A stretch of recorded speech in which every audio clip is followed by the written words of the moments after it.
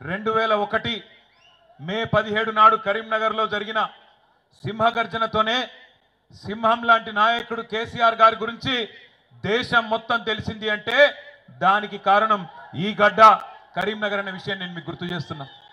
జన్మనిచ్చింది కరీంనగర్.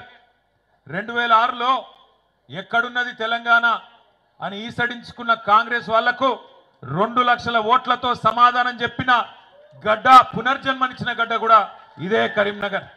తిరిగి అయిపోయింది 2009లో ఎన్నికల్లో ఓటమితో చెల్లా చెదురు అయిపోయింది టీఆర్ఎస్.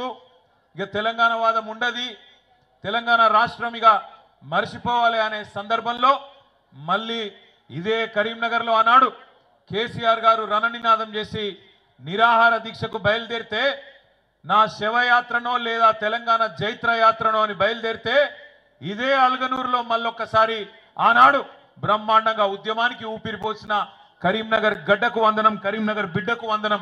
మీ అందరికీ పేరు పేరున శిరస్సు వంచి నమస్కారం.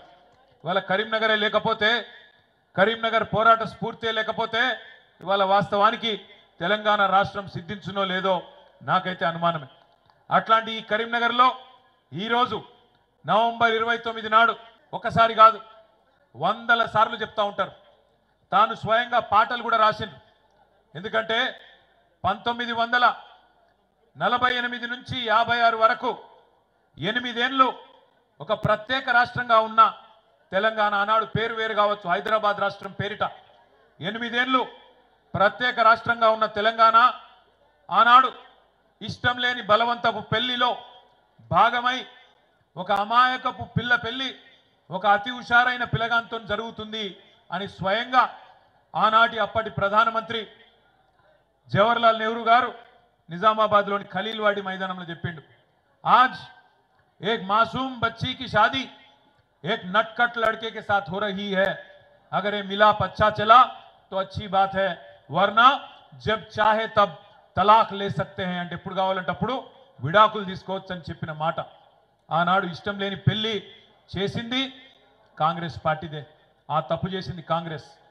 1956 నుంచి 68 వరకు అడుగడుగున అన్యాయం జరిగితే 68లోనే మరల పడ్డది తెలంగాణ.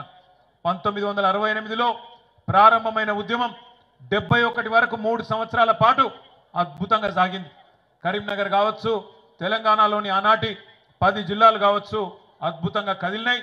తెలంగాణ పౌరుషాన్ని చాటుతూ 1971 పార్లమెంట్ ఎన్నికల్లో భారతదేశం మొత్తం కాంగ్రెస్ గెలిస్తే ఒక్క తెలంగాణలో మాత్రం 14 పార్లమెంట్ సీట్లలో 11 పార్లమెంట్ సీట్లు ఆనాడు తెలంగాణ ప్రజా సమితి గెలిచి తన గుండెను చీల్చి ఆత్మను ఆవిష్కరించి భారతదేశం మొత్తానికి వినబడేలాగా చెప్పిండ్రు తెలంగాణ ప్రజలు ఆనాడే.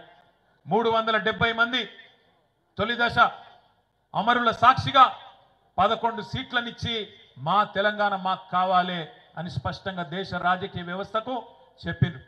కానీ కర్కశంగా ఇష్టం లేని పెళ్లి చేసిన మొదటి దశ ఉద్యమంలో 370 మందిని కాల్చి చంపిన 11 మందిని ఆనాడు ఎంపీలను తెలంగాణ ప్రజలు గెలిపించిన వాళ్ళని తీసుకుపోయి మళ్ళొక్కసారి తెలంగాణ ప్రజల ఆకాంక్షను బేఖాతరు చేసింది కాంగ్రెస్ పార్టీ.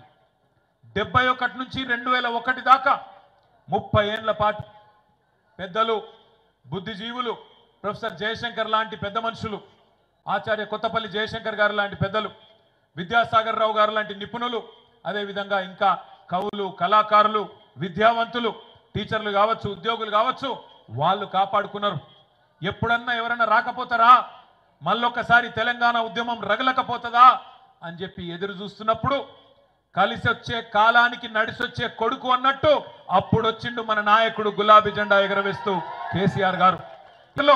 రణ నినాదం చేసి, సింహగర్జన చేసి తెలంగాణకు మళ్ళీ తిరిగి మలి దశ ఉద్యమానికి ఒక రాజకీయ రూపాన్ని కల్పించి గులాబీ జెండా ఎగరేసి తెలంగాణ వచ్చుడో కేసీఆర్ సచ్చుడో, మీరు అవసరమైతే నేను కనుక ఉద్యమం నుంచి తప్పుకుంటే రాళ్లతోని కొట్టి చంపే అధికారం మీకు నేను ఇస్తున్నా అని ఆనాడు సింహగర్జనలోనే కరీంనగర్ వేదికగా ప్రకటించిన నాయకుడు కేసీఆర్ గారు.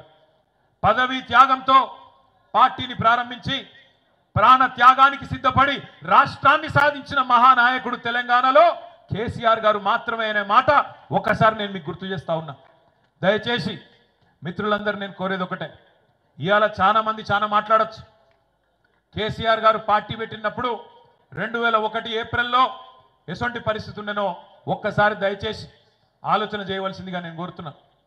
ఆ రోజు కేసీఆర్ గారి వయస్సు కేవలం 46-47 ఏళ్ళు, చాలా చిన్న వయస్సు. ఒక రాజకీయ నాయకునికి 46-47 ఏళ్ళ వయసు అంటే అప్పుడప్పుడే ఆయన జీవితం బ్రహ్మాండంగా ప్రారంభమవుతున్న పరిస్థితి. ఇంకొక 20-25 ఏళ్ళు అప్పటికే మంత్రి పదవి, డిప్యూటీ స్పీకర్ పదవి, అన్ని పదవులు చేస్తున్నారు కేసీఆర్ గారు. ఆయనకు నిజంగానే కేవలం రాజకీయాల్లో పదవుల మీద యావ ఉంటే, పదవుల మీద మాత్రమే మోజుంటే ఆ రోజు ఆయన కూడా అప్పుడున్న ముఖ్యమంత్రి గారు ఇచ్చిన బంపర్ ఆఫర్ తీసుకొని మంచి మంత్రి పదవి తీసుకొని చల్లగా ఇంట్లో వండొచ్చు కాంగ్రెస్ వాళ్ళ లెక్క. కానీ అట్లా కాకుండా అన్నిటికీ తెగించి తెలంగాణ నాయకులంటేనే తెలంగాణ ఉద్యమాన్ని పదవుల కోసం తాకట్టు పెడతారనే బదనాం ఏదైతే తెలంగాణ సమాజంలో ఉండేనో దాన్ని దూరం చేయాలని చెప్పి పదవి త్యాగంతోనే ఆనాడు తెలంగాణ రాష్ట్ర సమితి అనే పార్టీని ఆనాడు ఆవిర్భావం రోజే 3 పదవులకు కూడా రాజీనామా చేసిండ్రు కేసీఆర్ గారు. ఆ తర్వాత 14 ఏళ్ల పాటు దెబ్బలు తిన్నాడు, ఎదురు దెబ్బలు తిన్నాడు, అక్కడక్కడ విజయాలు, అక్కడక్కడ అపజయాలు అన్ని కూడా చూసిండు కేసీఆర్ గారు. పాట కూడా రాసిండు తానే స్వయంగా. తెలంగాణ ప్రజల్లో ఒక విశ్వాసాన్ని నింపడానికి సిపాయిల తిరుగుబాటు విఫలం అయ్యిందని అనుకుంటే వచ్చేదా దేశానికి స్వాతంత్రం. సిపాయిల తిరుగుబాటు 1857లో విఫలమైందని చెప్పి ఎక్కడోళ్ళు అక్కడ బీరిపోతే దేశానికి స్వాతంత్రం వస్తుండనా? అట్లనే రాజీ లేని పోరాటమే విజయం సాధిస్తుంది, ముమ్మాటికి తెలంగాణ రాష్ట్రం వచ్చి తీరుతుంది అని ఆనాడు 2001లోనే పాట రూపంలో మాట రూపంలో కేసీఆర్ గారు ఆనాడు చెప్పడం జరిగింది. ఇప్పుడే కమలాకర్ అన్న ఒక మీకు పాట చూపెట్టిండు, తాను తయారు చేయించిన పాట. అందులో చెప్పిండు, ఏమన్నాడు? కేసీఆర్ అనేది ఒక పేరు కాదు, కేసీఆర్ అంటే పేరు కాదు, కేసీఆర్ అంటే తెలంగాణ పోరు అనే మాట ఇప్పుడే కమలాకర్ గారు ఏదైతే చెప్పినారో అది అక్షర సత్యం. కేసీఆర్ ప్రతి మాట ఒక తూటా లెక్క వేలింది తెలంగాణ ఉద్యమంలో. 2001 నుంచి 14 దాకా ఒక ఉత్కృష్టమైన ప్రజాస్వామిక ఉద్యమానికి రాజకీయ రూపు కల్పించి తెలంగాణ ప్రజలను ఒక రాజకీయ శక్తిగా మలిచి అద్భుతంగా ఈరోజు తెలంగాణ సాధన జరిగింది అంటే దానికి కారణం ఖచ్చితంగా 3. ఒకటి కేసీఆర్ నాయకత్వం, రెండోది విద్యార్థి అదేవిధంగా పోరాట వీరుల అమరత్వం, మూడవది కాంగ్రెస్ పార్టీ కర్కశియాల మాట్లాడుతున్నాడు. సోనియమ్మ తెలంగాణ ఇవ్వకపోతే మీరు నాంపల్లి దర్గా కాడ అడుక్కాల అదృష్టవంతుడు. అధికారం ఆయనకు ఉండొచ్చు, అధికారం నీకుండొచ్చు, కానీ తెలంగాణ ప్రజల అభిమానం ఖచ్చితంగా కేసీఆర్ కు ఈ గులాబీ జెండాకే ఉన్నది. ఇది అక్షర సత్యం. నువ్వు ఇవాళ అరిచేతుల వైకుంఠం చూపెట్టి 6 గ్యారెంటీలు అని చెప్పి 420 హామీలు ఇచ్చి దొంగ మాటలు నంగనాచి కబుర్లు చెప్పి ఇవాళ నువ్వు గెలవచ్చు. కానీ ఒకటి మాత్రం వాస్తవం బిడ్డ, ఏ రోజుకైనా ఏనాటికైనా తెలంగాణ చరిత్ర రాసిన రోజు కేసీఆర్ గారు హిమాలయాల పర్వతమంతా ఎత్తున ఉంటే కనీసం నువ్వు ఆయన కాలి గోరికి కూడా సరిపోని పాత్రలో ఉంటావు అనేది అక్షర సత్యం. ఇలా ఏ ఊరికన్నా పోదాం, ఏ ఊరికన్నా పోదాం, ఏ తాండ కన్నా పోదాం, ఏ బస్తీ కన్నా పోదాం, ప్రజలు ఏమనుకుంటున్నారో నీ సంవత్సరం పాలన గురించి ఒకసారి తెలుసుకో దమ్ముంటే నేను అడుగుతా ఉన్నా. ఎక్కడ పోయినా ఒక ఆటో అన్నను కదిపితే ఆయన తిప్పుతున్నాడు, ఒక రైతునికి తట్టుకొని మాట్లాడితే ఎక్కడన్నా కదిలిచ్చి మాట్లాడితే ఏడుపొక్కటే తక్కువ ఉన్నది. మహిళలను ఏమమ్మా ఎట్లున్నారంటే వాళ్ళు బాధలే చెప్తున్నారు. ఇలా తెలంగాణలో ఏ ఒక్క వర్గం, ఆఖరికి గురుకులాల్లో ఉండే పిల్లలు వాళ్ళు కూడా ఆత్మహత్యలు చేసుకునే పరిస్థితి. నువ్వు బువ్వ పెట్టలేకపోతే ఆ దిక్కుమాలిన బువ్వ తిని హాస్పిటల్ పాలయ్యే పరిస్థితి. ఇది ఈరోజు తెలంగాణ సంవత్సరం పరిపాలన. ఇంకా ఈపాటి పరిపాలన కట విజయోత్సవాలట, విజయోత్సవాలు. పోలీసులు లేకుండా పోతే ఈ బలగొట్టి ఎక్కడికక్కడ ఊళ్ళో తన్ని పంపించినట్టున్నారు. ఇది వాస్తవం. నేను మిమ్మల్ని దయచేసి కోరేది ఒకటే, ఇలా వాళ్ళని తిట్టేతందుకు పెట్టుకోలే మనం ప్రోగ్రాం. వాళ్ళని తిట్టేతందుకో వాళ్ళ గురించి మాట్లాడుకుంటందుకో కాదు, యాద్ చేసుకోవాలి మనం. మన నాయకుడు ఎక్కడ మొదలైండు? 2001లో మొదలైనాడు. ఏముండే మనకు అన్నాడు. ఈరోజు పెద్ద వేదికలు ఉన్నాయి, ఇంతమంది నాయకులు ఉన్నాం, బ్రహ్మాండంగా అంగరంగ వైభవంగా ఇట్లాంటి కార్యక్రమాలు చేసుకునేందుకు వనరులు ఉన్నాయి, మనుషులు ఉన్నారు, అన్ని ఉన్నాయి. ఆ రోజు ఎవరున్నారు? కేసీఆర్ గారికి మనీ పవర్ లేదు, మజిల్ పవర్ లేదు, మీడియా పవర్ లేదు, క్యాస్ట్ బేస్ లేదు, ఏది లేదు. తెలంగాణ సమాజం నిండా అనుమానం.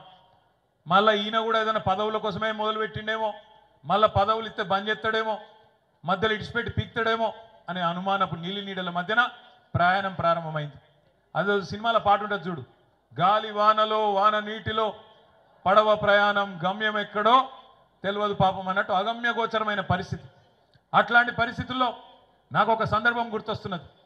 ఒకరోజు కెప్టెన్ లక్ష్మీకాంతరావు గారు, పెద్దలు ఇక్కడ లేరు, వారు ఒకరోజు నేను వారు ఎక్కడో ఢిల్లీలో కలిసినప్పుడు ముచ్చట పెట్టుకుంటుంటుంది. లక్ష్మీకాంతరావు గారు కేసీఆర్ గారు ముంగట కూర్చున్నారంటే కేసీఆర్ గారు ఏం చెప్తే దానికి ఎస్ సార్ అంటాడు.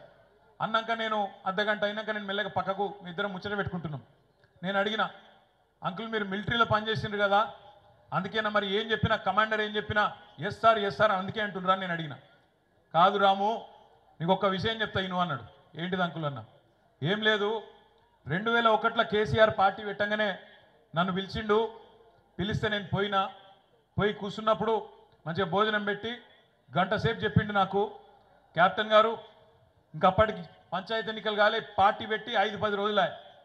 కెప్టెన్ గారు తొందరలో పంచాయతీ ఎన్నికలు రాబోతున్నాయి, మన వాళ్ళు జిల్లా పరిషత్ చైర్మన్లు అవుతారు, మండల పరిషత్ అధ్యక్షులు అవుతారు, జెడ్పీటీసీలు అవుతారు, 2004 ఎన్నికల్లో ఎమ్మెల్యేలు అవుతారు, మంత్రులు అవుతారు, కేంద్ర మంత్రులు అవుతారు, ఆఖరికి కొంతమంది గవర్నర్లు కూడా అవుతారు. ఓటు ద్వారానే శాసించి మనం తెలంగాణ తెచ్చుకుంటామని చెప్పిండు. చెప్తే నేను గంట సేపు ఇని ఆఖరికి మెల్లగా నోరు తెరిచి, సార్ నువ్వు చెప్పిందంతా బాగానే ఉంది కానీ నాకు సినిమా చూసినట్టే అనిపిస్తుంది సార్, ఏమనుకోకు అని చెప్తే ఆయన ఒక్కటే మాట అన్నాడు కేసీఆర్ ఆ రోజు నాతోని, కెప్టెన్ గారు మీరు నాతో రండి, SRR కాలేజ్ మీటింగ్ ఉన్నది సింహగర్జన, ఆ సింహగర్జన గిన్న 2 లక్షల మందికి ఒక్క మనిషి తక్కువ వచ్చినా నేను చెప్పేది నమ్మకుండ్రి, నాతో నడవకుండ్రి, కానీ లేకపోతే మాత్రం నా ఎంట నడవండి అని చెప్పి ఒకటే ఒక కండిషన్ పెట్టిండని చెప్పిండు. మరి ఏమైంది అంకుల్ అన్న అంటే, హైదరాబాద్లో బయలుదేరి కరీంనగర్కి వచ్చే వరకే 5:30 గంటలు ఆలస్యంగా పోయినాం మేము. అయితే కూడా SRR కాలేజీలో 2 లక్షలు కాదు 2.5 లక్షల మంది వచ్చిండ్రు ఆనాడు. అప్పటి నుంచి కేసీఆర్ మాటకెన్నడు నేను ఎదురు చెప్పలేదు. ఎన్నడు కేసీఆర్ ఏదంటే గదే అన్నా అని చెప్పి కెప్టెన్ లక్ష్మీకాంతరావు గారు చెప్పినారు. అదే లక్ష్మీకాంతరావు గారు, ప్రొఫెసర్ జయశంకర్ గారు, నాయని నరసింహారెడ్డి గారు, కన్నెబోయిన రాజయ్య యాదవ్ గారు, ఇంకా కొంతమంది మిత్రులు విజయరామారావు గారు, డాక్టర్ గారు అందరూ కలిసి ఆనాడు ఇదే అల్గనూరు చౌరస్తాలో కేసీఆర్ గారితో పాటు అరెస్ట్ అయింది. మేమందరం మాకు అవతల దిక్కు ఆపేసిరు, మానేరు బ్రిడ్జ్కి అవతల దిక్కు మమ్మల్ని ఆపినరు. ఆపితే ఆడికెళ్ళి నేను, మా ఈ సీను, ఇంకా చాలామంది, మా మైకేల్ సీను, ఇంకా చాలా మంది, ఈ శ్రీనివాస్ గౌడు, అందరం ఉరుక్కుంటా మా యూసుఫ్ భాయ్ అందరం ఉరుక్కుంటా యువతలకు వచ్చిన అల్గనూరు చౌరస్తా చేరుకునే వరకే కేసీఆర్ గారిని ఎత్తుకపోయినరు. ఆయనతో పోలీస్ బండ్లనే వరంగల్ దిక్కు వాళ్ళు పోయినరు. మేము వచ్చే వరకు అటు ఇటు చూసే వరకు ఆ మైకేల్ సీను ప్రొఫెసర్ జయశంకర్ సార్ని పట్టుకొని ఉన్నాడు. నేను అన్నా నువ్వేం చెప్తున్నావు అంటే, జయశంకర్ సార్ని వాళ్ళు గుంజుకపోతున్నా నేను పట్టినా అన్నాడు. అంటే అక్కడ ఆపుకొని జయశంకర్ అంకుల్ను మా కారులు ఎక్కించుకొని మేము కూడా సార్ కారు ఎంబడ మేము కూడా వరంగల్ దిక్కు బయలుదేరినాం. బయలుదేరిపోతుంటే సరిగ్గా ఇక మధ్యలో హుజురాబాద్ కాడ, మధ్యలో మానకొండూరు కాడ అంతటా రోడ్ల మీద ఎక్కడికక్కడ రాస్తారు ఒకళ్ళు అప్పటికే అవుతున్నాయి, ఆపాలని. కానీ పోలీసు వాళ్ళు ఎక్కడికక్కడ 100 మంది మోహరించి ఎలగొడతా ఉన్నారు. పోయే వరకు ఆఖరికి వరంగల్ చేరినాం. కాకతీయ చౌరస్తా, కాకతీయ యూనివర్సిటీ చేరినాం. చేరే వరకు అక్కడ మొత్తం పిల్లలు 700 మంది రోడ్డు కడ్డంగా కూర్చున్నారు. వాళ్ళకు దిగి అంటే జయశంకర్ సార్ ఉన్నాడు నా కారు ఓని నేను మీతో కూర్చుంటా అని చెప్పి జయశంకర్ సార్ను పంపించి నేను అక్కడనే పిల్లలతో కూర్చుంటే మమ్మల్ని అందరిని అరెస్ట్ చేసి వ్యాన్లు ఎక్కిచ్చి తీసుకుపోతుంటే మధ్యలో హన్మకొండ జంక్షన్ కాడికి వంగనే బండి కొద్దిగా స్లో అయింది.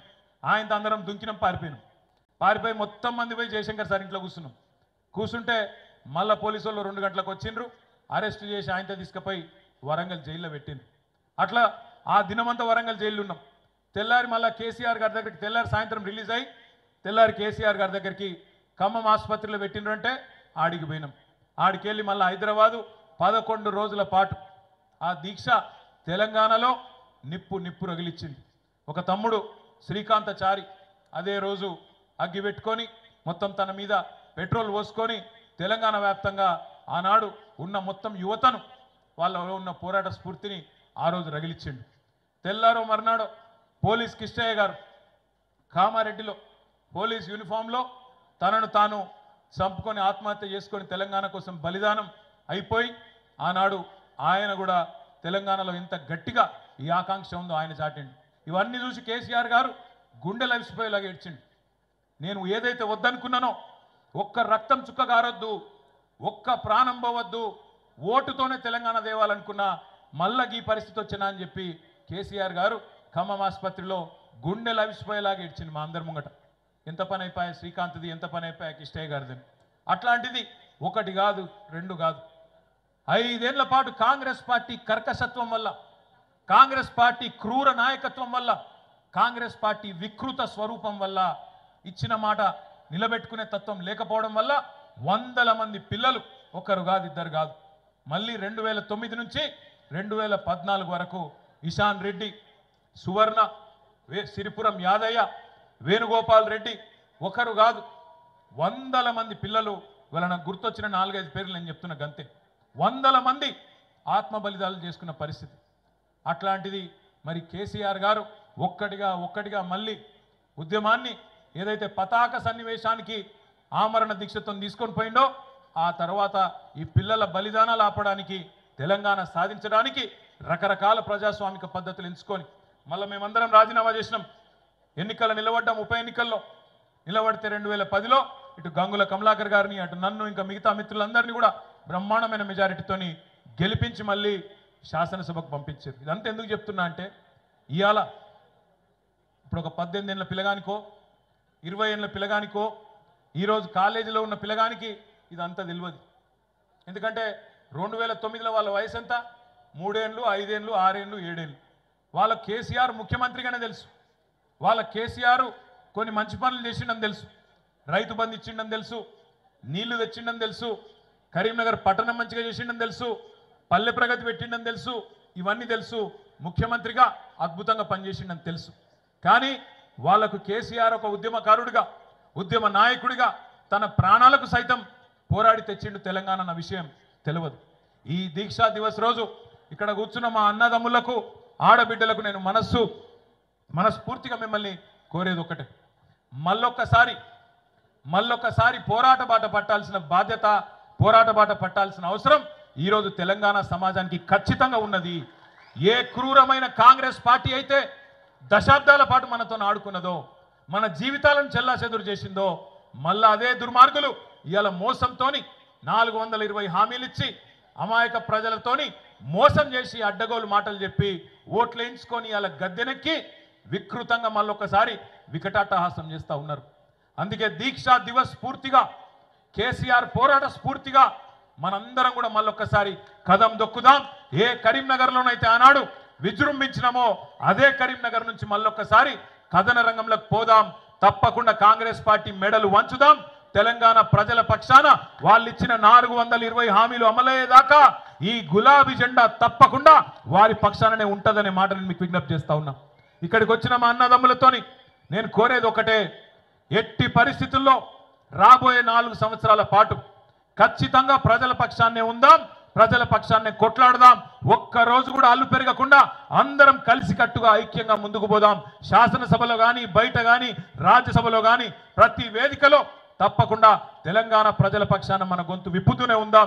సందర్భాన్ని వచ్చినప్పుడు ఉద్యమం చేద్దాం, లేదంటే ఎక్కడికక్కడ ఈ పోరాట స్ఫూర్తిని నింపే విధంగా ముందుకు పోదామని చెప్పి మీ అందరు కూడా విజ్ఞప్తి చేస్తూ, ఈ దీక్షా దివస్ను ఇంత బ్రహ్మాండంగా విజయవంతం చేసిన మీ అందరికీ పేరు పేరున నమస్కారాలు తెలియజేస్తూ, జై తెలంగాణ, జై తెలంగాణ. అన్ని పిడికిలు లేవాలి దయచేసి. జై తెలంగాణ.